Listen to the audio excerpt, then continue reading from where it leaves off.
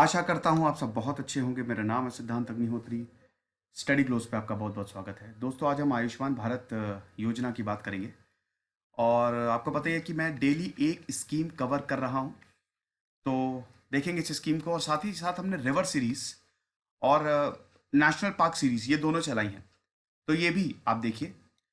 अच्छा, इंस्टा पे ट्विटर पे दोनों ही जगह मैं हूँ। कमेंट डिस्क्रिप्शन बॉक्स में मेरे सोशल मीडिया हैंडल्स के लिंक्स दिए हैं, आप मुझे फॉलो कर सकते हैं। ये हमारा टेलीग्राम चैनल है स्टडी ग्लोस का, तो आपको यहाँ पे सारी पीडीएफ मिल जाएगी। अभी 4100 सब्सक्राइबर हैं कुछ। तो आयुष्मान भारत की बात करें, नहीं, शुरू करने से पहले हमारे चैनल को पहले सब्सक्राइब करो। 60 से 70% लोग देख लेते हैं चैनल, सब्सक्राइब नहीं करते। यार ऐसा मत करो, फैमिली को बढ़ाओ। इतना बढ़िया कंटेंट हम लेके आते हैं, सब फ्री ऑफ कॉस्ट है। इतना तो आप एक क्लिक, एक सेकेंड लगेगा मेरे हिसाब से, एक क्लिक तो आप कर ही सकते हो। तो आयुष्मान भारत की बात करें तो आपको पता ही है कि ये जो स्कीम है, जिसको मोदी केयर भी बोला जाता है, अमेरिका में भी ठीक एक ऐसी स्कीम थी जिसको ओबामा केयर बोला गया था। हमारे भारत में प्रॉब्लम ये है, 99% लोग हेल्थ इंश्योरेंस नहीं कराते, सिर्फ 1% कराते हैं। अब आपको लगेगा क्या हेल्थ इंश्योरेंस है, फालतू में नहीं कराएंगे, पैसा बर्बाद भाग। लेकिन दोस्तों, आपको बता दे रहा हूं, ये हेल्थ इंश्योरेंस जो है ना, ये अगर आप नहीं करवा रहे तो बहुत बड़ी गलती कर रहे हैं। साल का 3 से 4 हज़ार रुपए प्रीमियम जाता है, एज के हिसाब से होता है, कोई ज़्यादा नहीं है। लेकिन अगर कोई भी आपको बीमारी होगी, आपका लगातार हेल्थ चेकअप होता है, ये आपको तब पता चलता है जब आपको बीमारी या कुछ भी हो जाता है। उसके बाद जब आप हॉस्पिटल जाते हैं ना, लंबा चौड़ा बिल आता है 40-50 हज़ार का, हवाइयाँ उड़ जाती हैं। तो इसीलिए हेल्थ इंश्योरेंस हर कोई कराओ। आयुष्मान भारत प्रधानमंत्री जन आरोग्य योजना PMJAY, जिसको हम पूरा बोलते हैं, इसको 23 सितंबर 2018 को लॉन्च किया गया था और अभी तक ये एक्टिव है। नेशनल हेल्थ पॉलिसी 2017 में इसको पहले ही रिकमेंड कर दिया गया था। अब इसके अंदर देश के 40% लोगों को सरकार free access to health care, आप इसके अंदर आ जाओ, आपको हम फ्री एक्सेस देंगे, आपका बकायदा इंश्योरेंस होगा, यानी कि फ्री एक्सेस। कुछ भी प्रॉब्लम होगी हम आपकी केयर करने वाले हैं। दुनिया की सबसे बड़ी हेल्थ केयर प्रोग्राम है ये, सबसे बड़ा। इतना बड़ा क्योंकि भारत की पॉपुलेशन सबसे बड़ी है। तो 50%, 50 करोड़ लोगों को, भारत के 50 करोड़ लोगों को इसके अंदर लाने की पूरी योजना है, और ये सफल भी हो रही है। SDG के हिसाब से हेल्थ में तो हमको सबसे आगे होना है, मतलब पूरी दुनिया को हेल्थ में सबसे आगे होना है। तो इसीलिए अब दोस्तों, 2018 में भारत सरकार ने यह बोला था कि हर साल 6 करोड़ से ज्यादा लोग गरीबी में इसलिए चले जाते हैं क्योंकि उनके पास मेडिकल एक्सपेंसेस कवर करने के पैसे नहीं होते। मतलब गरीब का गरीब होना गुनाह नहीं है, गरीब का बीमार पड़ जाना यह बहुत बड़ी दिक्कत है। वो एक बार बीमार पड़ गया ना, तो समझ लो उसने जो कुछ बचाया है वो सब उसमें फूंक देगा।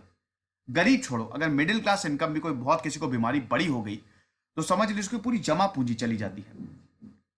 तो 6 करोड़ से ज्यादा लोग इसलिए गरीब हो जाते हैं क्योंकि वो बीमार पड़ जाता है और उनके पास पैसे नहीं होते। इसीलिए ये यूनिवर्सल हेल्थ केयर प्लान आया 2018 फरवरी में। बजट 2018 के बजट में बोल ही दिया गया था।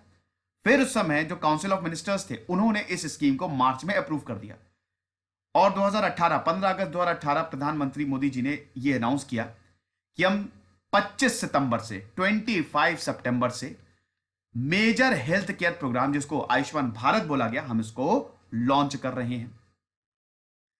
तो आपके पास आधार कार्ड है, बस आधार कार्ड ही आपको देना है। सब कुछ जितना भी बेनिफिट्स है सब आपको मिल जाएंगे। तो 23 सितंबर को रांची से, ध्यान दीजिएगा, झारखंड की कैपिटल रांची से इसको लॉन्च किया गया था। बहुत ही एंबिशियस है, ठीक, बहुत ही एंबिशियस स्कीम है। National health care protection scheme, NHPS, ये स्कीम इसके अंदर आती है। और इसको NHPS की बात करें, जितनी इससे पहले हेल्थ स्कीम चल रही थी ना, जैसे राष्ट्रीय स्वास्थ्य बीमा योजना, senior citizen health insurance scheme, central government health insurance scheme, employees state insurance, etcetera etcetera, ये सब इसमें मर्ज कर दिया गया नेशनल हेल्थ प्रोटेक्शन NHPS में। ठीक है, तो ये जो न्यू हेल्थ पॉलिसी आई थी 2015 में, उसी में ही ये एनएचपीएस जो है वो लॉन्च किया गया था। समझ गए आप? बहुत बढ़िया, आगे बढ़ते हैं। अब हम इसके कंपोनेंट्स की बात कर लेते हैं। हेल्थ एंड वेलनेस सेंटर, सबसे इंपॉर्टेंट कंपोनेंट तो इसका यही है, HWC जिसको बोला जा रहा है। तो ये सेंटर्स, भाई ये स्कीम कहां से? वेलनेस सेंटर से ही तो आप इसको इंप्लीमेंट करने वाले हो ना। तो ये centres comprehensive primary health care आपको देंगे। मैटरनल और चाइल्ड हेल्थ सर्विसेज, यानी कि अगर मैटरनल मतलब अगर आप जो औरतें होती है वो प्रेग्नेंट है, उनको कोई बीमारी हो गई, जो मां होती हैं, और बच्चों को भी जो भी चाइल्ड हेल्थ केयर सर्विस है, दोनों ही मिलेगी। नॉन कम्युनिकेबल डिजीज, यहां पे भी आप इलाज करा सकते हैं। दवाइयां, डायग्नोस्टिक सर्विसेज, डायग्नोस्टिक में बहुत खर्चा आता है, ये टेस्ट करवा लो, वो टेस्ट करवा लो, बहुत खर्चा, 2-3 हजार तो इसी में चले जाते हैं, ये सब फ्री होगा। तो हेल्थ एंड वेलनेस सेंटर एक तरीके से लॉन्च पैड है PMJAY का, ठीक है। इसमें स्क्रीनिंग, जो डिजीज का मतलब जो आपको डिजीज हो रहा है, जो बीमारी हो रही है, उसकी स्क्रीनिंग, फिर हॉस्पिटलाइजेशन, सब इसमें आता है। तो एक तरीके से ये हॉस्पिटल नहीं, याद रखिएगा, ये पूरे प्योर हॉस्पिटल नहीं है, सिर्फ वेलनेस सेंटर्स हैं। ये हॉस्पिटल से थोड़े छोटे हैं। तो इससे होगा क्या कि जो सेकेंडरी और टर्जरी हॉस्पिटल्स हैं उन पे ज्यादा बोझ नहीं आएगा, क्योंकि आपको पता ही हॉस्पिटल्स में बेड्स की भी लिमिटेड बेड्स होते हैं ना।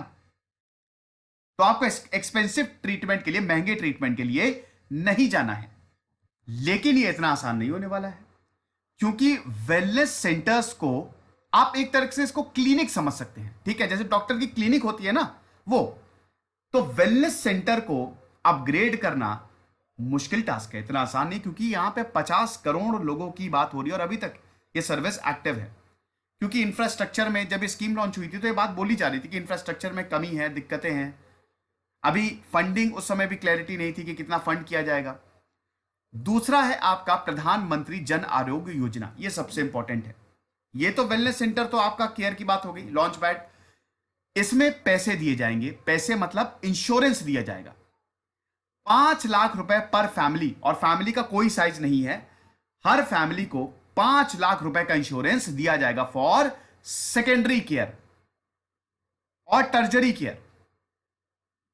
तो ये फ्री स्कीम है।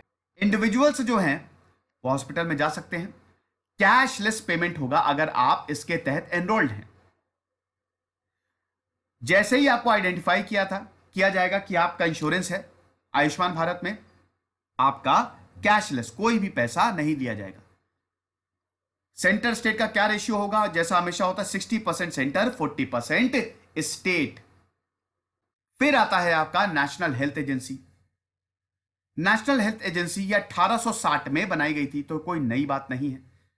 इसमें जो पॉलिसी है, डेवलपमेंट ऑपरेशन गाइडलाइंस की, जो मतलब क्या ऑपरेशनल गाइडलाइंस दी जा रही हैं, जो इंप्लीमेंटेशन इस स्कीम का, उसके बाद स्टेट गवर्नमेंट से कोऑर्डिनेशन, ये सब इसके तहत आएगा। तो अब हम बात करते हैं कि इसके बेनिफिट्स क्या है। सबसे पहले तो यूनिवर्सल हेल्थ कवरेज मिलेगी। Sustainable development goal 3 good health and wellbeing के तहत आपको यूनिवर्सल कवरेज मिलेगी।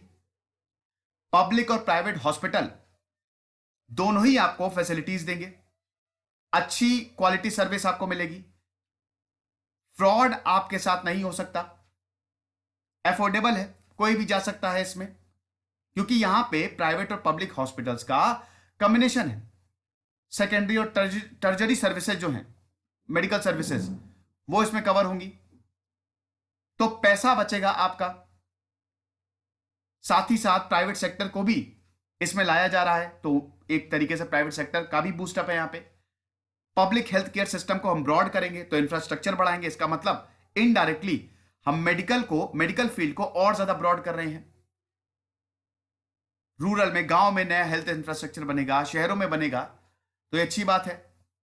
जो हमारा डेमोग्राफिक डिविडेंड है उसको हम कैपिटलाइज कर रहे हैं। जो डेटाबेस है, भारत में जितने भी हॉस्पिटल्स हैं जो रजिस्टर्ड हैं, उनका डेटाबेस, उसमें भी वृद्धि आएगी। मल्टीप्लायर इफेक्ट होगा हॉस्पिटल्स पे। हॉस्पिटल्स की जो सर्विसेज है वो मल्टीप्लाई होती जाएंगी। मेडिकल डिवाइसेस, फार्मास्यूटिकल, तो एक तरीके से इंडस्ट्री को भी बेनिफिट करेगा। चैलेंजेस क्या है? देखो, हेल्थ जो है ना बेटा, वो स्टेट सब्जेक्ट है, ठीक है, और स्टेट 40% इसमें कंट्रीब्यूट कर रहा है। तो सबसे बड़ी दिक्कत तो यही है कि स्टेट में क्योंकि स्टेट सब्जेक्ट है, तो स्टेट में ऑलरेडी स्कीम चल रही है इस पे, जैसे तेलंगाना, उड़ीसा, दिल्ली, केरल, पंजाब, ये सब ऑलरेडी अपनी स्कीम चला रही हैं। तो एक नई स्कीम आ गई और स्टेट को 40% इसमें फंड करना है, इसको पैसे देने स्टेट को। तो इसीलिए कॉस्ट जो है ये एक तरीके से कंटेस्टेड एरिया है केयर प्रोवाइडर्स और सेंटर्स के बीच में। मतलब ये तो स्टेट की बात हो गई, लेकिन पैसा जो केयर दे रहे हैं और सेंटर के बीच में, ये इनमें भी कंटेस्टेड वो एरिया है, क्योंकि बहुत सारे प्रॉफिटेबल हॉस्पिटल्स ये बोल रहे हैं कि हम क्यों करेंगे, हमारा इसमें क्या फायदा है। अल्टीमेटली जो पैसा नहीं दे रहे हैं वो तो सरकार को ही देना पड़ेगा ना। प्राइवेट सेक्टर की अकाउंटेबिलिटी, पब्लिक हेल्थ आपको पता ही है कि भैया सरकारी हॉस्पिटल तो मैं क्या बोलूं, वो आप देख ही लीजिए जाके सरकारी हॉस्पिटल्स के क्या हाल है। सारे नहीं, लेकिन ज्यादातर सरकारी हॉस्पिटल अच्छे शेप पे नहीं है, इल इक्विप्ड है, बहुत चीजें वहां पे आपको नहीं मिलेगी। तो इसमें प्राइवेट सेक्टर की अकाउंटेबिलिटी और ज्यादा बढ़ जाती है। तो ये कुछ चीजें हैं, लेकिन आपको बता दूं कि ये स्कीम जो है वो अभी भी चल रही है। हम कुछ पॉइंट्स देख लेते हैं, फिर अभी प्रेजेंट हालत पे आएंगे, अभी क्या हाल है इस स्कीम का, ठीक है। तो सबसे पहले तो ये चलिए लार्जेस्ट हेल्थ इंश्योरेंस स्कीम है, साथ ही साथ 10.74 crore poor and vulnerable families को ये कवर करने वाली है। टोटल 50 करोड़, लेकिन इसमें से 11 करोड़ बहुत गरीब है, जो सबसे निचली पॉपुलेशन में आते हैं ना, जो सबसे निचले लोग हैं, जो बहुत गरीब हैं, उनको ये स्कीम टारगेट करेगी। मेन टारगेट वही है। उसके बाद इसको पहले एनएचपीएस बोला जाता था, अरे यार मैंने बोल दिया, I am sorry, national health protection scheme को एक तरीके से इसी का नाम बदल के आयुष्मान भारत कर दिया है, प्रधानमंत्री जन आरोग्य योजना। और जैसा कि मैंने बताया, इसमें सब कुछ जितनी भी स्कीम चल रही है, जैसे राष्ट्रीय स्वास्थ्य बीमा योजना जो 2008 में, वो सारी इसमें आ गई। आयुष्मान ने क्या किया कि इससे पहले जो स्कीम चल रही थी उन सबको मिला के एक ही स्कीम बना दी, और प्रधानमंत्री जन आरोग्य योजना जो है भाई, जिसमें अभी मैंने बताया 5 लाख का इंश्योरेंस मिलेगा, ये सरकार इसको फंड करेगी, ठीक है, फुल्ली फंडेड बाय गवर्नमेंट। 3 दिन का आपका प्री हॉस्पिटलाइजेशन है और 15 दिन का आपका पोस्ट हॉस्पिटलाइजेशन है, वो सब इसमें कवर किए जाएंगे। और कोई भी फैमिली साइज पे कुछ भी रिस्ट्रिक्शन नहीं है। 28 स्टेट्स और 8 यूनियन टेरिटरीज ये सब इसमें अभी हैं। तो यही है। अब देखिए स्टेट के ऊपर भी डिपेंड करता है, बट अभी हम ये देख रहे हैं कि जनवरी 2020 तक उड़ीसा ने इसको ज्वाइन नहीं किया था। केरल ने 2019 में ज्वाइन कर लिया, लेकिन जनवरी 2020 को ही उड़ीसा ने ज्वाइन नहीं किया था। और मार्च 2020 में दिल्ली ने अनाउंस किया कि हम इसको ज्वाइन करेंगे। ये है। मई 2020 तक स्कीम ने 1 करोड़ ट्रीटमेंट्स ऑलरेडी प्रोवाइड कर दिए हैं। 13,412 करोड़ रुपए इसकी कीमत है। पब्लिक और प्राइवेट हॉस्पिटल्स की बात करें तो इस समय 22,000 है। उसके बाद जो एम्प्लॉय स्टेट प्रोग्राम है, जो कि नवंबर 2019 में लॉन्च किया गया था, इनसे भी कोलैबोरेशन किया है इन्होंने। तो जून 2020 से प्रोग्राम जो है, ये वाला जो प्रोग्राम है, ये 1,20,000 वर्कर्स, यही एम्प्लॉय स्टेट इंश्योरेंस क्या है कि एम्प्लॉयज को, वर्कर्स को इंश्योरेंस दिया जाएगा। तो 1,20,000 वर्कर्स को भी यहां पे इंश्योर किया जाएगा। समझ गए? ये लेक्चर था। आई होप आप समझ गए होंगे, पसंद आया होगा। खुश रहिए, पढ़ते रहिए। जैसे सिद्धांत अग्निहोत्री, साइनिंग ऑफ।